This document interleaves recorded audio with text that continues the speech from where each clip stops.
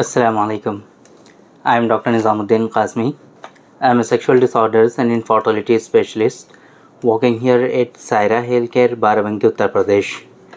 देखिए, as a sexual disorders और infertility specialist हमारे पास जो है बहुत सारे पेशेंट कांटेक्ट करते हैं, कंसल्ट करते हैं और हमारे पास पेशेंट यहाँ पर काफ़ी दूर दूर से विज़िट करते हैं, लोग यहाँ पे मिलने आते हैं।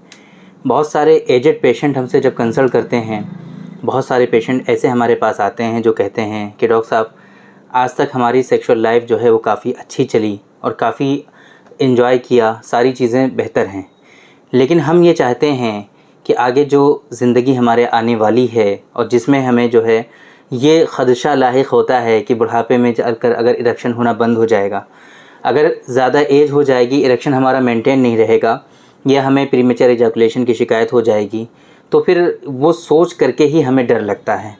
हमें ये समझ में नहीं आता है कि बिना सेक्सुअल इंटरकोर्स के, बिना सेक्सुअल क्वार्टर्स के हम कैसे ज़िंदा रहेंगे।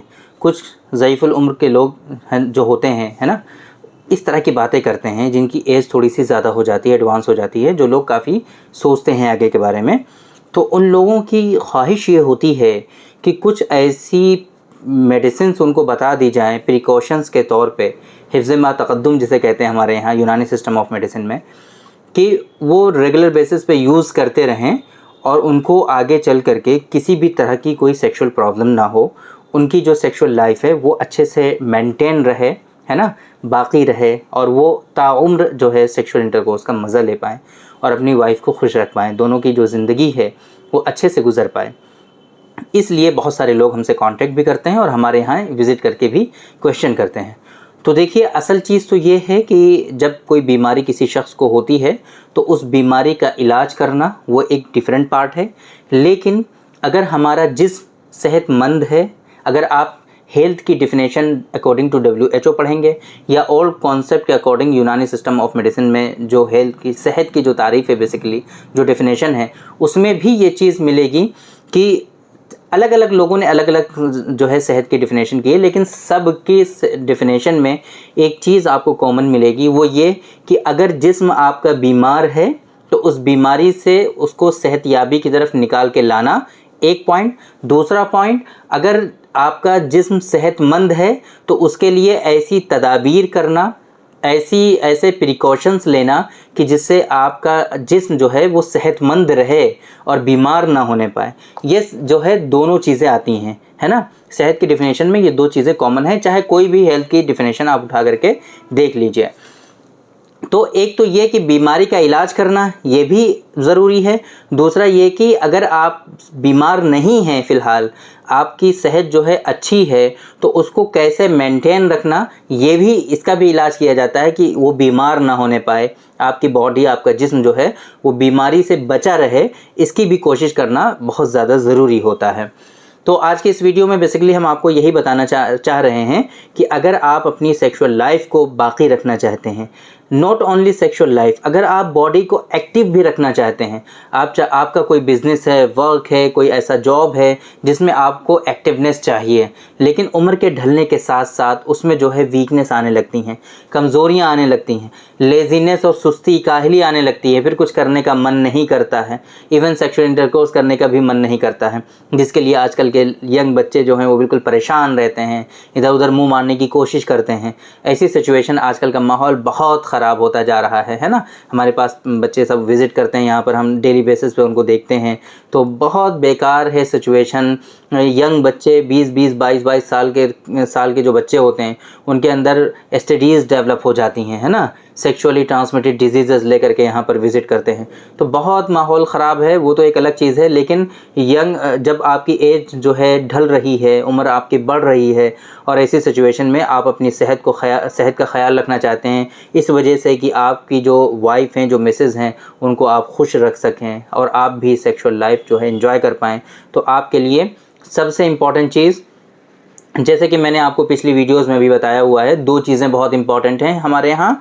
एक तो ये कि आपके जो आसाब हैं, जो मसल्स हैं, पट्टे हैं, उनका स्ट्रॉन्ग रहना चाहिए, और दूसरा फंक्शनल देखने के लिए हमारा जो हार्मोनल जो सिस्टम है, है ना, वो पूरा बैलेंस में रहना चाहिए। जितने भी हार्मोन्स हैं हमारे वो सारे बैलेंस में रहने चाहिए। अगर हमारे हार्मोन्स में इम्बैलेंस हो जाता है, यानी कि हार्मोनल इम्बैलेंस हो जाता है, तो उसकी वजह से आपके बॉडी में बहुत सारे इश्यूज़ डेवलप होते हैं। तो एज के बढ़ने के साथ हमने देखा है अक्सर पेशेंट में कि रिलेटेड टू एज जो इशू होता है वो हार्मोनल इम्बैलेंस भी होता है, और आसाबी कमज़ोरी का जो कॉन्सेप्ट हम बार बार आप लोगों को बताते हैं, इसमें भी इंसान गिरता है। दोनों चीज़ें ये होती हैं।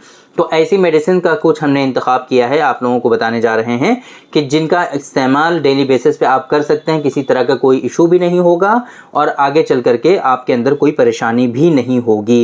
यानी कि ये ऐसी मेडिसिन हैं कि जिनको आप डेली बेसिस पे इस्तेमाल करते रहिए, अपनी लाइफ में शामिल कर लीजिए, इससे कोई परेशानी नहीं है। और आप इसको अगर लेते रहेंगे तो आपकी बॉडी में एक्टिवनेस भी रहेगी, एनर्जी भी रहेगी, स्टेमिना भी रहेगा, और आपकी जो सेक्सुअल लाइफ है वो भी मेंटेन रहेगी, आप उसको जो है बरकरार रख पाएंगे।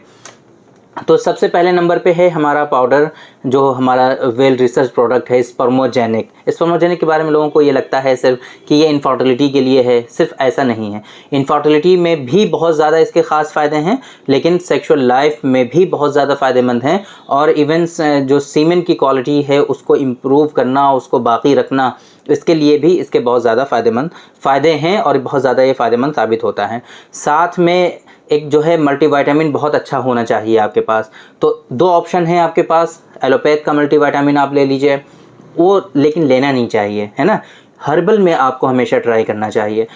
एलोपैथ में क्या है, उसमें ऐसे प्रिजर्वेटिव मिलाए जाते हैं, ऐसी चीज़ें है ना, उसके अंदर जो है डाली जाती हैं, केमिकल्स वगैरह का यूज़ किया जाता है, जिससे आपकी बॉडी में हार्मफुल इफ़ेक्ट आते हैं। और लॉन्ग टर्म के लिए अगर आप वो यूज़ करेंगे तो कहीं ना कहीं आपकी बॉडी को वो फ़ायदे तो पहुंचाते ही हैं, लेकिन साथ साथ में कुछ ना कुछ उसके नुकसान भी होते हैं।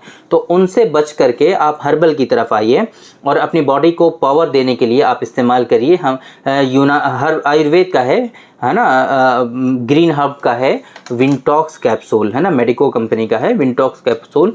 बहुत अच्छे इफ़ेक्ट और रिजल्ट्स इसके आते हैं, आप इसका इस्तेमाल करिए। साथ में जो हमने स्पर्मोजेनिक पाउडर बताया है, उसके साथ में ही हमारा नुस्खा है डॉक्टर कासमीज़ नुस्खा नंबर 157, 157 नंबर, उसका भी साथ में ज़रूर इस्तेमाल करिए, है ना।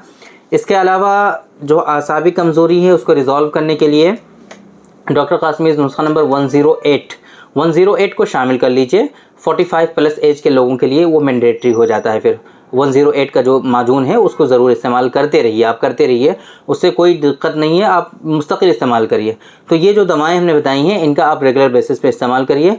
और रात को सोते टाइम हमारा जो गोलियों की फॉर्म में नुस्खा है डॉक्टर कासमीज़ नुस्खा नंबर 113, है ना, गोलियां हैं, रात को सोते टाइम एक गोली आप इसका इस्तेमाल करिए। बस इतनी दवाएं आप इस्तेमाल करते रहिए, इंशाल्लाह आपको ना तो कोई परेशानी होगी बॉडी में, ना तो आपको एनर्जी की कमी लगेगी, ना वीकनेस आपको फील होगी। आप जैसे यंग थे बिल्कुल ऐसे ही यंग बने रहेंगे आप हमेशा। जिस तरीके से आप काम कर पाते हैं जवानी में, उसी तरीके से आप बुढ़ापे में भी काम कर पाएंगे।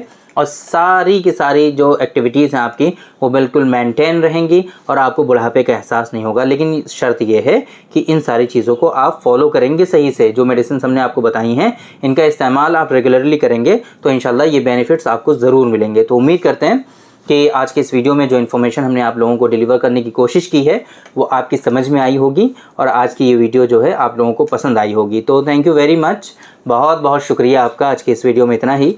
इंशाल्लाह कल फिर मुलाकात होगी आपसे एक दूसरी वीडियो में, हम डिस्कस करेंगे आपसे एक दूसरे टॉपिक पर। तब तक के लिए आप हमें इजाज़त दीजिए। अस्सलाम वालेकुम।